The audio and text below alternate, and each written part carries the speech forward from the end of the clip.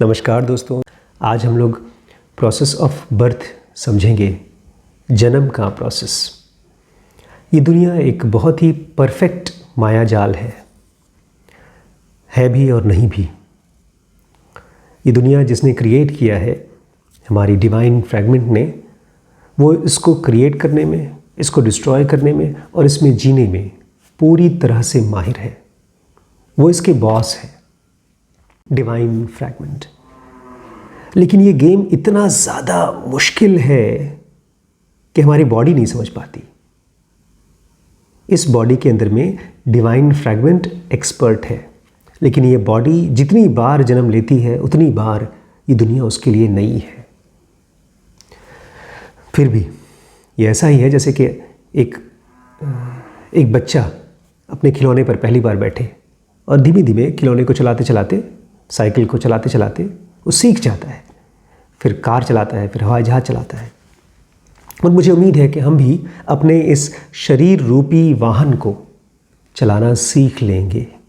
लेकिन उससे पहले जन्म कैसे होता है उसको समझते हैं।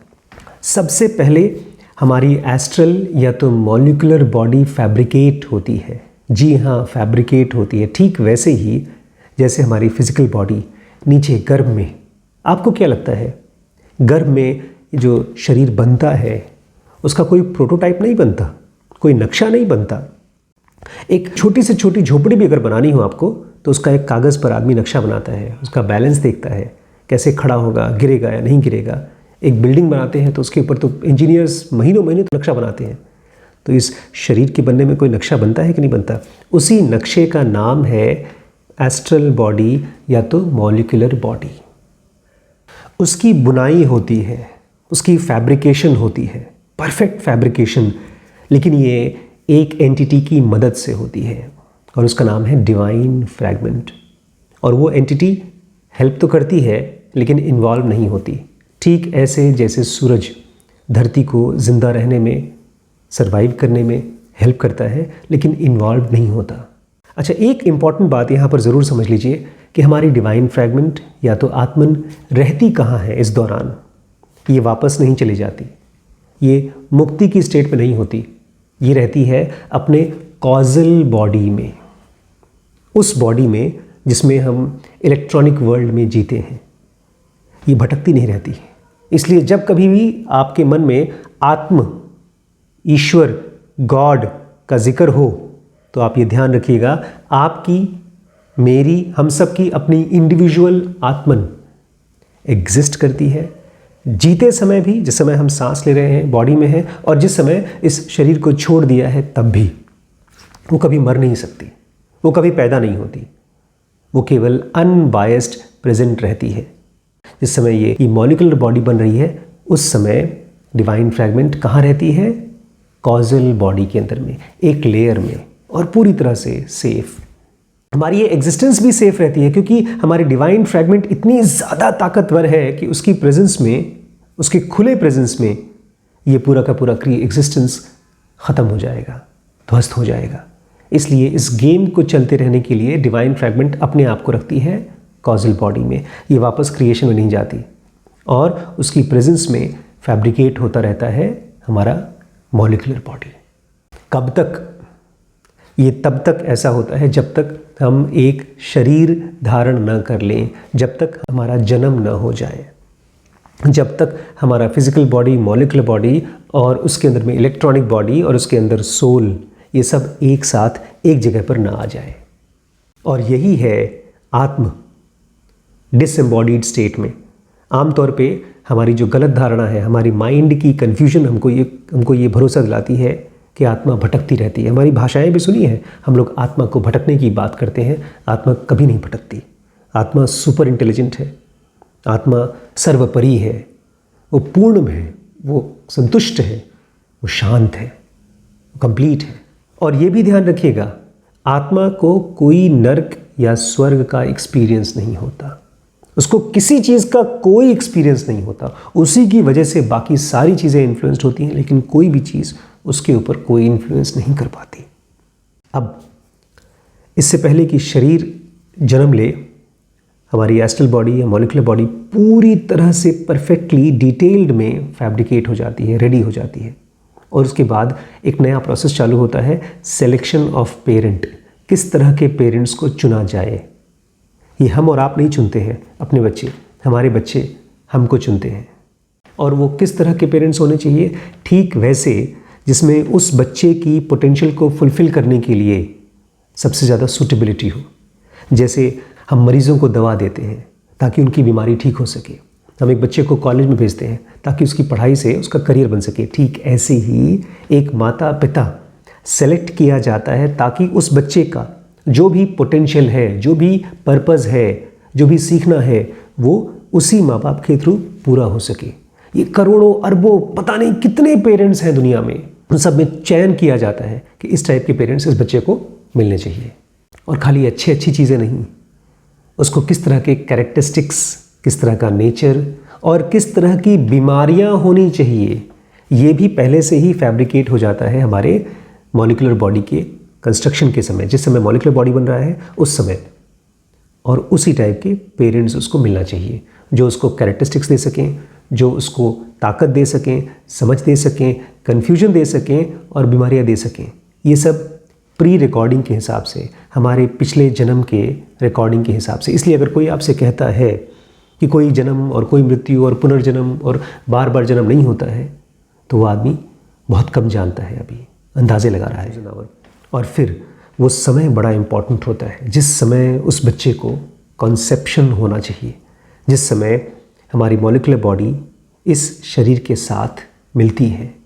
अच्छा, जिस समय ये कॉन्सेप्शन होता है, ये जन्म का प्रोसेस होता है जिसमें बच्चा गर्भ में आता है, उस समय भी एक स्पेशल हेल्प होती है उसको एडवांस्ड सन से, सुबह यूनिवर्स में रहने वाले बीइंग से, या उन डिवाइन फ्रैगमेंट से जिन्होंने अभी तक इस फिजिकल वर्ल्ड के गेम में आने का डिसीजन नहीं लिया है। वो वॉलंटियर करते हैं, वो एक कॉजल बॉडी में अपने आप को रख कर आते हैं और इस पेरेंट्स का चयन करने की प्रोसेस में हेल्प करते हैं। और यहीं पर हमारे बेचारे कंफ्यूज्ड बायोलॉजिस्ट हेरिडिटी का कॉन्सेप्ट लेकर आते हैं। उनको लगता है एक बच्चा बीमार इसलिए होता है क्योंकि उसके माता पिता और उसके माता पिता और उसके दादा दादी और उसके पूर्वज के शरीर में ये पर्टिकुलर बीमारी थी, जीन्स में ये पर्टिकुलर बीमारी थी। जीन्स डिज़ाइन किए जाते हैं उस बॉडी के, उस पर्सन के, उस मॉलिक्यूलर बॉडी के हिसाब से।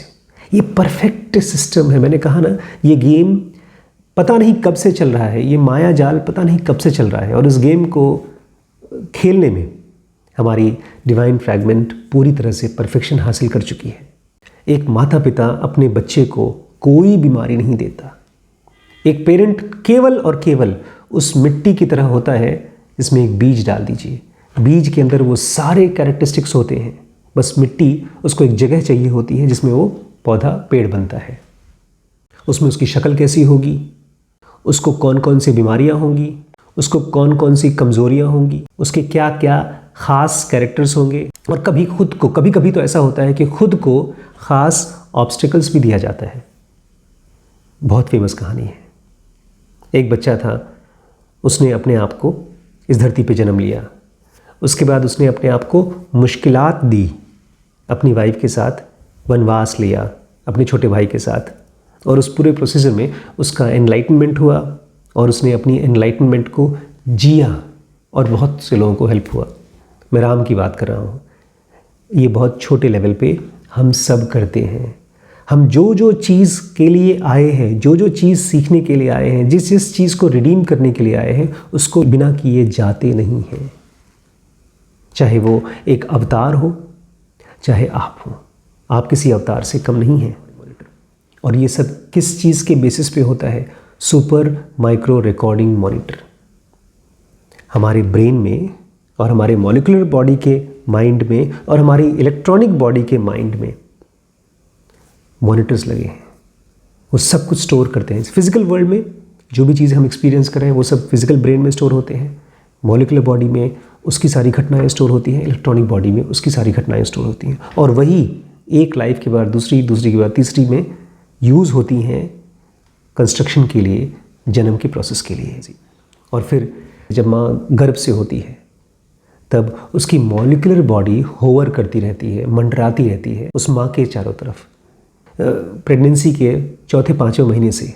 और कभी कभी जन्म होने के कुछ हफ्ते पहले से वो मॉलिक्यूलर बॉडी जो पैदा होने वाली है उसके आसपास घूमती रहती है, मंडराती रहती है। और फिर जन्म जैसे ही होने वाला है उसके कुछ हफ्ते पहले वो मॉलिक्यूलर बॉडी अंदर चली जाती है और उस फिजिकल बॉडी जो कि अब रेडी हो चुका है पूरी तरह से जन्म लेने के लिए, उसके साथ कंजॉइंट हो जाती है, जॉइन हो जाती है, फ्यूज़ हो जाती है। और जब से हमारा मॉलिक्यूलर बॉडी बनता है तब से वो प्राण का सेवन करना शुरू कर देता है, चूसता रहता है प्राण। जब वो शरीर में आता है, अपनी फिजिकल बॉडी के साथ कनेक्ट होता है, तब भी हमारी मॉलिक्यूलर बॉडी ही प्राण लेती है। उस समय बच्चे को कोई ऑक्सीजन नहीं मिलता, उसके लंग्स में, उसके फेफड़े में पानी जमा रहता है, ऑक्सीजन से वो सांस नहीं लेता। इसलिए जब कभी कभी आप बॉडी के मूवमेंट्स महसूस करते हैं बच्चे की, आप किक्स महसूस करते हैं, उसके हाथ का मूवमेंट महसूस करते हैं, वो सारा का सारा उसके मॉलिक्यूलर बॉडी के अंदर में जो एनर्जी मूव कर रही है उसकी वजह से होता है। और बहुत बार ऐसा होता है उस बॉडी ने, उस जीव ने पहले से कुछ फिजिकल, इमोशनल या मेंटल डिफेक्ट्स प्लान कर रखे हैं अपने लिए।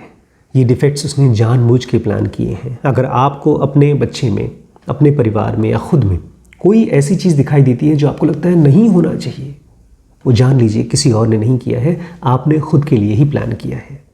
क्योंकि उस समय आपके पास कुछ खास रिकॉर्डिंग्स थी और उन्हीं रिकॉर्डिंग के बेस पर ये डिफेक्ट्स क्रिएट किए गए हैं।